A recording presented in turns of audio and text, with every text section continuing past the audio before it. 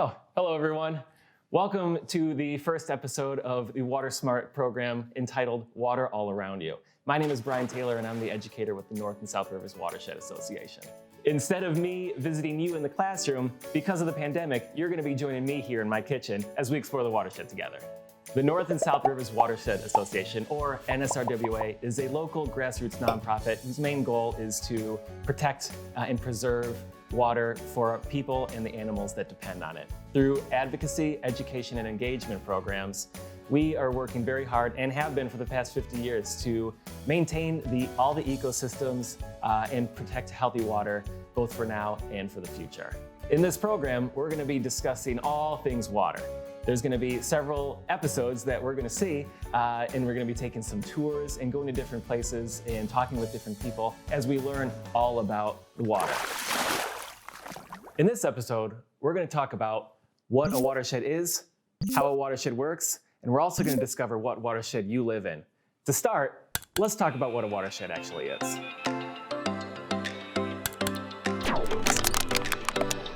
A watershed is basically an area of land where all the water that enters that area will eventually flow to one place. Sounds a little confusing, right? A watershed can be as big as a country or as small as a puddle. Let's take a look at a few examples of some watersheds. Here, we're looking at a picture of a puddle.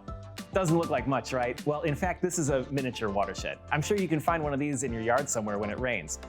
When it does rain, the water collects into this small area because of how the lay of the land is. And that's how a watershed works. It's all about the topography, the hills and the valleys, the mountains, the streams. The watersheds are both the groundwater and the surface water. It's all of that together. It's all connected. And when we see a picture of a puddle, it's when it rains, all that water, because there's a little dip in the land, that water flows right into it. That's a miniature watershed. Let's take a look at a bigger one. Here is a picture of the United States.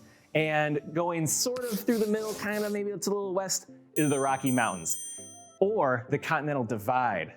This separates two major watershed basins in the United States. When it rains, the water is either going to fall on the eastern side or on the western side.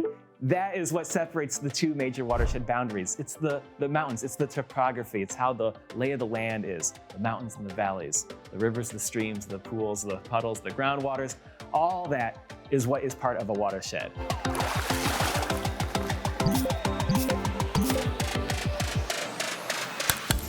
All right, now that we've seen a mini watershed and a big watershed, let's talk about some local watersheds. Here, we've got a picture of the South Shore, and you can see all the towns within.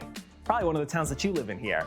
You can also see all these different colored lines are the watershed boundaries. Now notice, the watershed boundaries are not defined by the town boundaries, all right? Watersheds don't care about towns, okay? They care about, you guessed it, topography, the hills and the valleys. That's what defines the watersheds.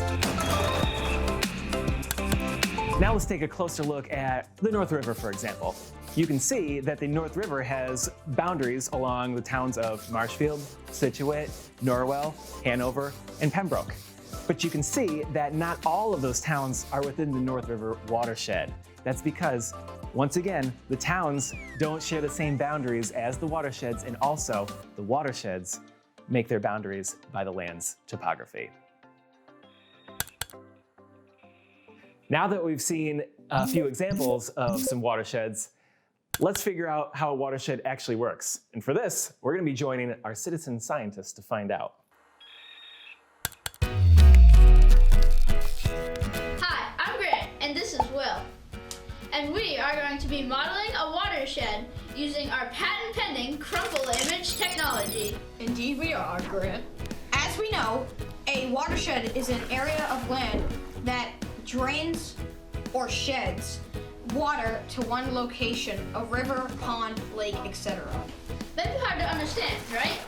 Well, we have a simple project that you can do at home to help you understand how a watershed works at its most basic level. All you need is a piece of paper, a couple of colored markers, and an imagination. Let's start out by making a model of land. Just give it a little crumple. We can call it Crumpletown or Crumpleville, or whatever, I don't care, just crumple the paper. And there you have it. Okay, Now that you have your mini land model, take a good look at it. What do you see? With a colored marker, draw along the tops of the hills, mountains, or ridges. Look for the high points. If your watershed looks bad, just keep in mind that mine looks even worse.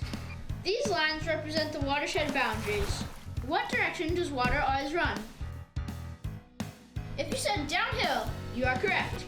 Because water always runs downhill, water will either go down one side or the other. Now that we have our watershed boundaries on our model, let's add some water features. Using a blue marker, we can add them to the low areas, just like rivers, ponds, or lakes. Because all the water that enters this area will run or shed its way into this particular water body. And that is how a watershed works. Pretty simple, right? Hope you guys learned something. Back to you, Brian.